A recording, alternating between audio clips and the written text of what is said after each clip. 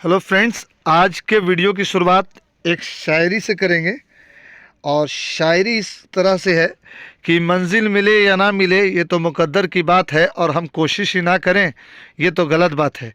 ये उन NIS candidate के लिए है जिन्होंने 1 साल तक स्ट्रगल किया, नवंबर 2023 से लेकर के, और 10 दिसंबर 2024 तक स्ट्रगल किया, और लास्ट में रिव्यू पिटीशन से जो है जजमेंट को अपनी तरफ कर लिया।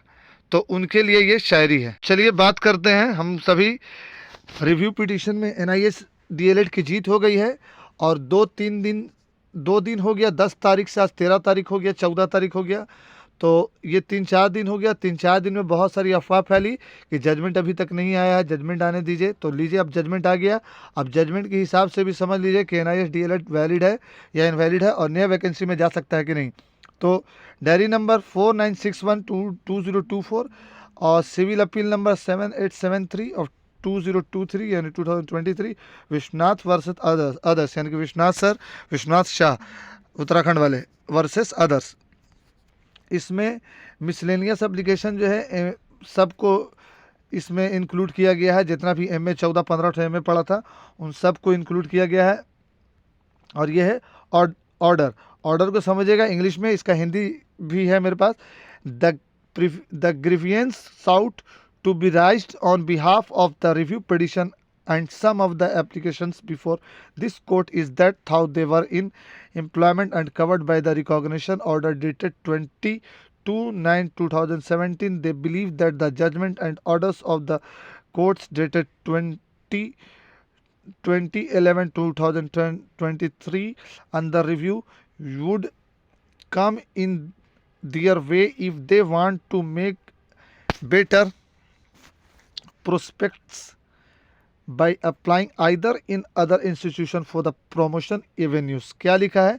कह रहा है कि ये वो कैंडिडेट हैं, इन लोगों ने रिव्यू में एप्लीकेशन किया जो 22/9/2017 से ये कोर्स किए, और 17-19 इनका सेशन था, और 28/11/2023 को एक जजमेंट आया जिसमें ये इनवैलिड टाइप से करा दिया गया। अब इसको आगे पढ़ते हैं कि ये जो पूरा बात कही गई इस पे आगे का क्या है। वी हैव ऑलरेडी क्लैरिफाइड, हम लोगों ने पहले ही क्लैरिफाइड कर दिया है, ये सुप्रीम कोर्ट बोल रहा है। Review that the one time scheme was provided solely to safeguard the interest of those teacher who were employed। एक टाइम कोर्स था, वन टाइम कोर्स था जो सेफ गार्ड था उन टीचरों के लिए जो 10/8/2017 से पढ़ा रहे थे। Therefore not inclined to entertain the present review petition as well as miscellaneous application। तो इसमें रिव्यू पिटीशन, मिसलेनियस एप्लीकेशन दोनों को बताया गया। However to avoid any confusion we again clarified, इसीलिए किसी भी तरह का कन्फ्यूजन क्रिएट करने के लिए, क्योंकि ये वैलिड तो उसी वक्त से है 2023 से ही। क्योंकि आप अगर नोटिस कीजिएगा, इसके बारे में और डिटेल हम लाएंगे कि बीपीएससी टीआरई 2 में जब नोटिफिकेशन आया था तो अतुल सर उस वक्त आपको बीपीएससी के चेयरमैन थे, उन्होंने बताया था कि जो भी 2017 से पहले काम कर रहे हैं इसमें किसी भी गवर्नमेंट या प्राइवेट स्कूल में, या गवर्नमेंट प्राइवेट उसमें इंक्लूड नहीं था, सिर्फ ये लिखा हुआ था कि 2017 से पहले अगर सर्विस वाले हैं, उनके पास एनआईएस का डिग्री है, तो वो टीआरई 2 में अप्लाई कर सकते हैं। ये है, ये आप अगर कमेंट कीजिएगा तो हम इसका सबूत भी ले आएंगे। अप्लाई कर सकते हैं। तो इसको कुछ लोग जो है बीपीएससी के ऑफिस चले गए, और ऑफिस जा कर के इस तरह से प्रेशर डाला गया कि बीपीएससी ने फिर एनआईएस को कम्प्लीटली आउट किया, और ये जब आउट किया तो फिर कंटिन्यू पूरे देश में ये आउट होना स्टार्ट हो गया। तो ये बात कन्फ्यूज़न में हुई।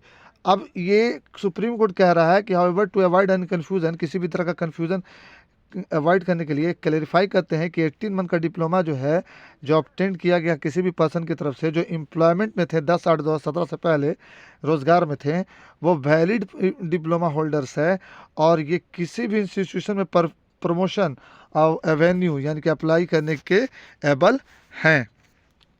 Needless to state that the clarification will be effective from the date of the प्रोमेंसेंट, यानी कि 2023 से ही ये लागू होगा। अब 2023 से ही ये लागू होगा, और ये देखिए बी आर गवई का ये है, अरे मुहर है और साइन है। तो ये सुप्रीम कोर्ट ने ये अभी क्लियर कर दिया है कि NIS DLED जो है वो 100% क्या है, वैलिड है, 100% वैलिड है। किसमें, न्यू वैकेंसी में भी और प्रमोशन में भी, न्यू वैकेंसी में भी और प्रमोशन में भी। तो गेट रेडी फॉर TRE 4 और सीटेड जुलाई। और इस तरह का सवाल कि अगर सीटेट हो चुका है तो हम BPSC TRE 4 के लिए एलिजिबल हैं कि नहीं, या हम फिर से सीटेट दें, इन सारा सवाल को अगर क्लियरिफिकेशन आप करना चाहते हैं तो प्लीज़ कमेंट कीजिए और हमें अपने सवाल को दीजिए। हम कोशिश करेंगे कि अगला वीडियो बना के आपके सवाल को क्लियर करें। तो आप लगातार हमें सपोर्ट कीजिए, सब्सक्राइब कीजिए चैनल को, लाइक कीजिए और शेयर कीजिए, ताकि हम मोटिवेट हो सकें और आपके लिए इन्फॉर्मेटिव वीडियो बनाते चलें। तो ये था NIS DLED के लिए क्लियरिफिकेशन कि NIS DLED सुप्रीम कोर्ट के रिव्यू के बाद भी अब ये क्या है, तो वैलिड है। तो thank you for watching, visit again friend, meet you again